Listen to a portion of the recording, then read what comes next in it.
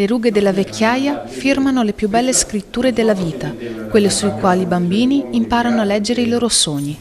È questa la dicitura presente sull'attestato consegnato dall'assessore ai servizi sociali Antonio Paribello e dal sindaco di Sant'Elena Emanuele Barbetta a Ernesta Rizzi in occasione del suo 100° compleanno.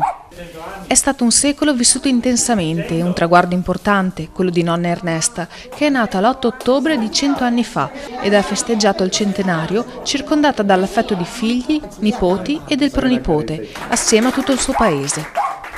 In onore di Ernesta è stata celebrata la messa e le sono stati regalati dei fiori, ringraziandola dell'esempio che trasmette ai giovani con la sua vita dedicata alla famiglia e al lavoro.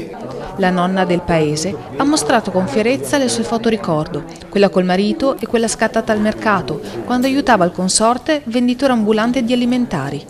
Gli anni duri della giovinezza non hanno saputo scalfire la forte tempra di nonna Ernesta che, seppur costretta a letto, mostra ancora un viso e una pelle di 20 anni più giovane.